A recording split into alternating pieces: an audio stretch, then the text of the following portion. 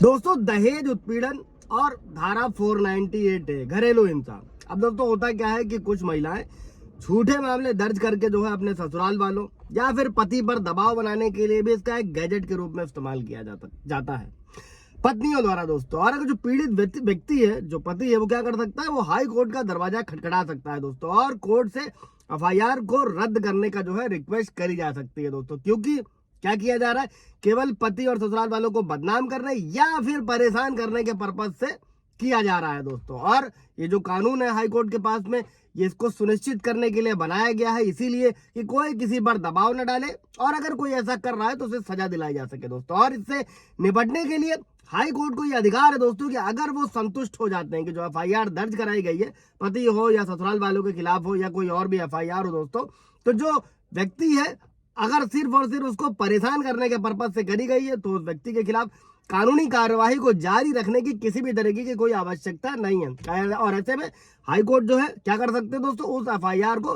रद्द कर सकते हैं। खास तौर पर यहाँ पर नोट ये रखिएगा, वैवाहिक विवादों में पतियों और उनके रिश्तेदारों के खिलाफ जो क्रूरता के जो झूठे आरोप है दोस्तों, अक्सर जो पहले आईपीसी की धारा 498A था, 405, 404 और कई तरीके की धाराएं लगाई जाती थी, जो भी बीएनएस में 85 है दोस्तों, मामले दर्ज किए जाते थे। हालांकि कई बार जो शामिल पक्ष हैं बाद में आपसी समझौते पर भी पहुंच जाते हैं दोस्तों, और एफआईआर को रद्द करवाने के लिए दोनों पक्षों को हाईकोर्ट जाना होता है। मतलब अगर आप 5 साल 10 साल मुकदमा खींचते हैं फिर समझौते पर आते हैं, तब भी यही करना है आपको दोस्तों, और अपने बयान दर्ज कराना होता है, पहचान स्थापित करनी होती है। आमतौर पर जो कोर्ट होती है आपसी समझौते को स्वीकार किया जाता है, और समझौते के आधार पर जो है ये जो धारा है एफआईआर की जो है उसको रद्द करने का आदेश हाईकोर्ट द्वारा जारी किया जाता है। क्योंकि इसमें ध्यान ये रखिए कि अगर एक बार ये एफआईआर दर्ज हो जाती है दोस्तों, तो इसमें समझौते से खत्म भी होगा, बशर्ते कि जाना आपको हाईकोर्ट ही पड़ेगा दोस्तों।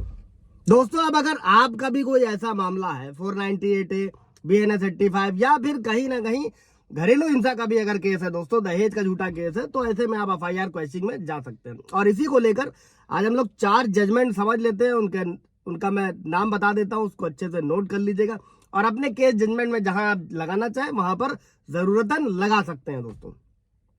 तो दोस्तों सबसे पहला जजमेंट है, ऐतिहासिक निर्णय है, इसका नाम था आरपी कपूर बनाम पंजाब राज्य।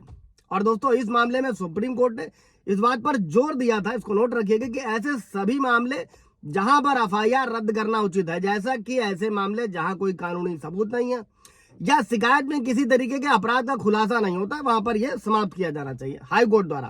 मतलब ये फैसला दिया सुप्रीम कोर्ट ने, जो हाई कोर्ट के एंड पर ही निपट जाना चाहिए दोस्तों। फिलहाल तो ट्रायल कोर्ट को एक अच्छे से काम करना चाहिए, लेकिन होता नहीं है, लोग सालों साल परेशान रहते हैं। इसलिए मैंने कई बार अपने वीडियोस में रिपीट किया, अगर आपका मुकदमा 5 साल 8 साल बेवजह खिंच रहा है तो आपको हाईकोर्ट जाना चाहिए, रेट लगाना चाहिए, और रेट लगाने से क्या होगा, हाईकोर्ट से आपको डायरेक्शन मिलेगा, आप जल्द से जल्द अपने मुकदमे को खत्म करा पाएंगे दोस्तों।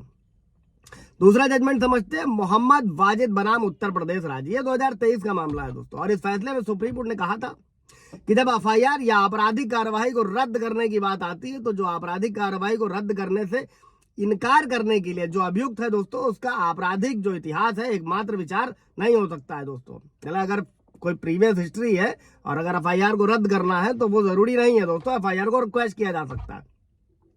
तीसरा जजमेंट क्या है दोस्तों, सलीम सालू बनाम उत्तर प्रदेश राज्य, और ये भी 2023 का मामला है। इसमें सुप्रीम कोर्ट ने कहा था कि ऐसे मामलों में जहां एफआईआर को रद्द करने की मांग करी जाती है, जहां व्यक्तिगत प्रतिशोध लेने के अगर जो है गुप्त उद्देश्य हैं, मतलब कि अगर सिर्फ और सिर्फ प्रताड़ित करने के लिए किया जा रहा है, यह प्रूफ होता है, तो वहां पर भी ऐसे मामलों को खत्म किया जाना चाहिए। चौथा जजमेंट क्या था, सतीश मेहरा बनाम पंजाब राज्य, ये 2013 का मामला था दोस्तों। इसमें दिल्ली हाई कोर्ट ने वैवाहिक विवादों से जो है जुड़े मामलों में एफआईआर को रद्द करने के जो आधार थे उनको स्पष्ट किया था, और इस ऐतिहासिक निर्णय ने इस बात पर जोर दिया था कि वैवाहिक विवादों में एफआईआर का इस्तेमाल सिर्फ और सिर्फ प्रतिशोध यानी कि बदला लेने के साधन के रूप में नहीं किया जाना चाहिए। और यह अदालतों की जिम्मेदारी है कि वो निर्दोष व्यक्तियों को उत्पीड़न से बचाए, उनको पीड़ित ना होने दें दोस्तों। इससे रिलेटेड कोई सवाल जवाब होगा तो कमेंट में पूछिएगा दोस्तों। Thank you.